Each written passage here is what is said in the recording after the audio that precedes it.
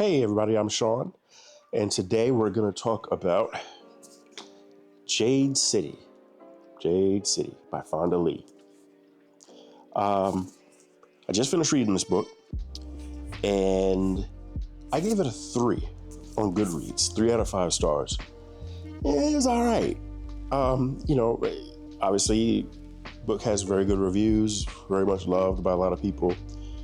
Here's my problem with the book. I like the writing style. I like the idea of the book. It's very unique in how it deals with Jade and these people who have powers because of the Jade and because of their genetic makeup. Somehow the Jade gives them all these super abilities, and there will be possible spoilers in this. So when I talk about books and stuff like that, I'm not doing reviews. I'm giving my thoughts and opinions and impressions of what I read. So in this story, you've got these people that live on an island, and there are these people called, I think they're green bones, is how they're referred to. Yeah, green bone warriors. These are people who have the ability to get these superpowers by wearing Jade. And it sort of feels, it's like a gangster, like a gangster story, because you have these 2 major gang families that pretty much rule the island. Just like any typical gangster movie, where you got your 2 major gangs and they're competing for territory, and so and then you've got one family that you follow for most of the time in the story, and it just deals a lot with family, the succession of power. It deals with these siblings, one who's like the leader, the current leader of the gang family, and then his brother who's sort of like the enforcer, the main muscle of the family, and he's got folks under him, and it literally a typical gangster story. And for me personally, I've never really been into that kind of story. I've never really been into, gangsters, and I just have some personal qualms about that. It's hard to, and in the story, for me, it was hard to really feel for any of the characters or cheer for them or even want to pick a side. Because I didn't like any side. Like his typical gangsters, they rule, with violence. Anybody that goes against what they want, they suffer violence. They kind of, rule over all the shopkeepers, the store owners. Everybody's going to pay them, tribute and stuff like that. It's hard to cheer for that kind of stuff. I don't see anything appealing about that lifestyle or that sort of dynamic, societal dynamic. So just from the get-go, it was hard for me to kind of engage with the characters. Now there was, I would say there were 1 or 2 characters that I really kind of started to build an appreciation for, but for the most part, I think it was interesting with the whole Jade aspect.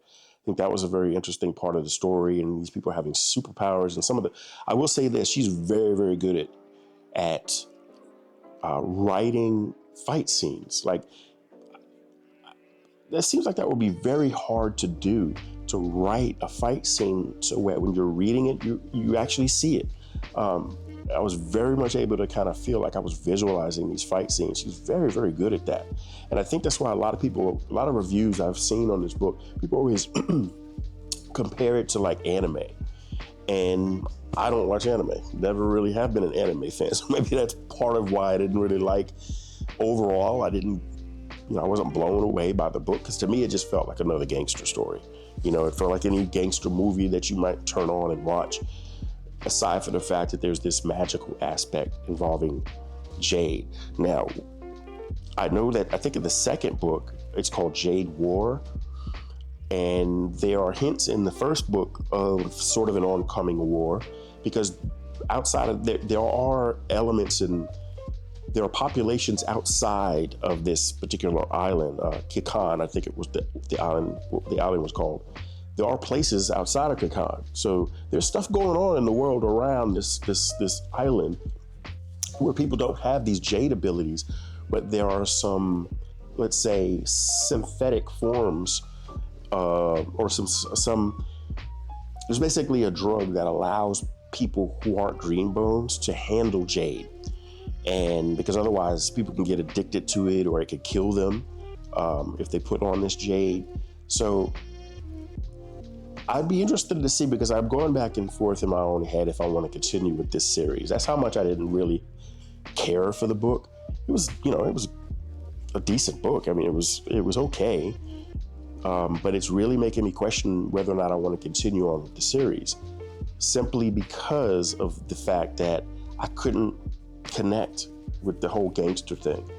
There was one particular character who I did connect with probably the most, and that was sort of like the adopted brother who was at a university learning how to be a green, or working his way towards becoming a green bone, and he experiences some trauma, and he goes through some stuff at the end of the book. And I that really is the only character in the whole book that I felt interesting. Felt to be interesting, and I'm really interested to see if anything happens to his character.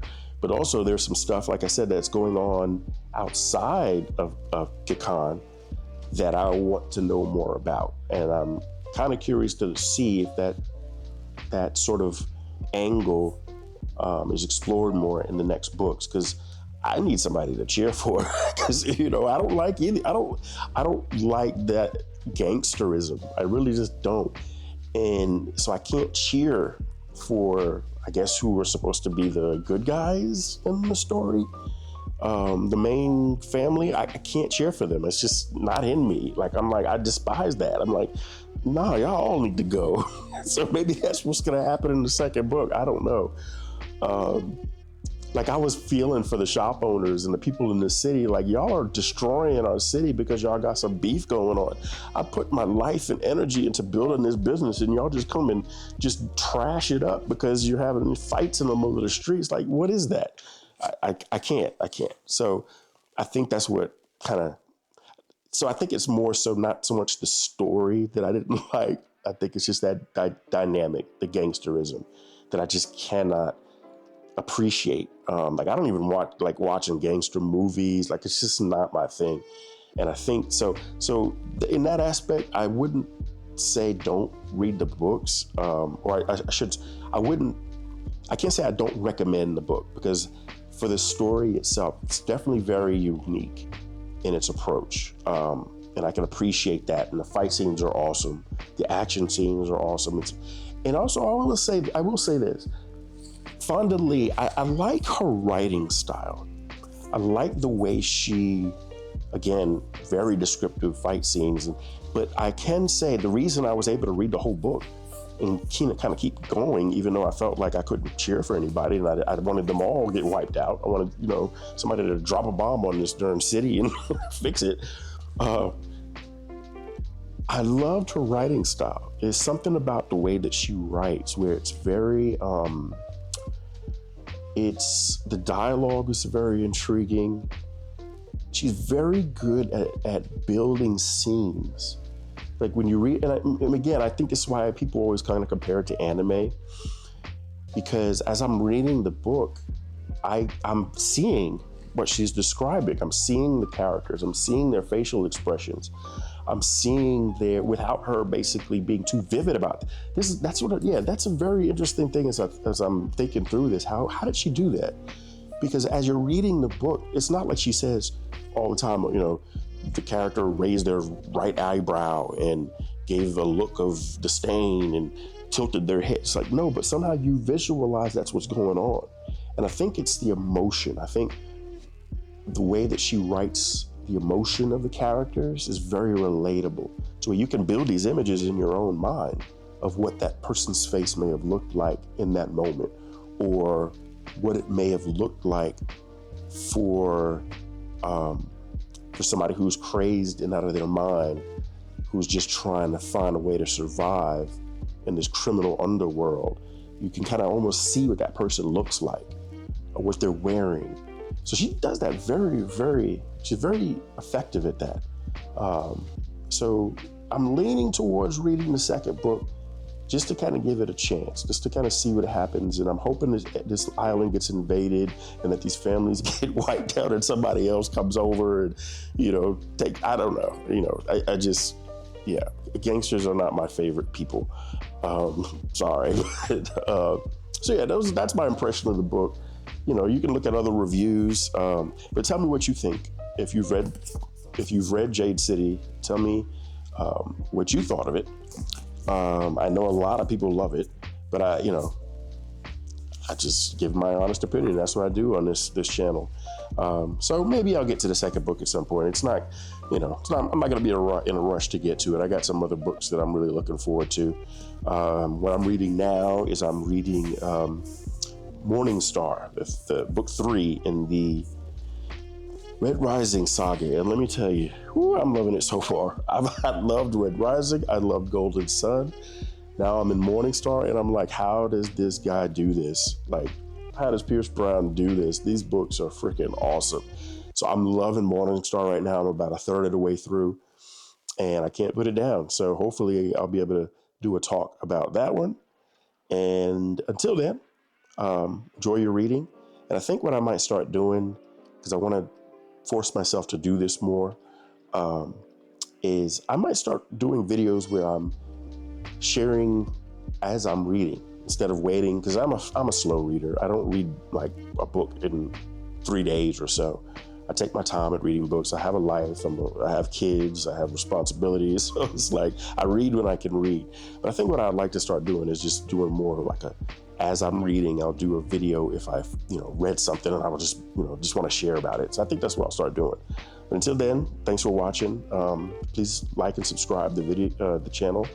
Like the video and subscribe to the channel. I'm still learning how to do that on these darn videos, but I would like to make more videos and would like to engage more. So let me know what you think in the comments about Jade City, and I'll see you in the next video. Bye.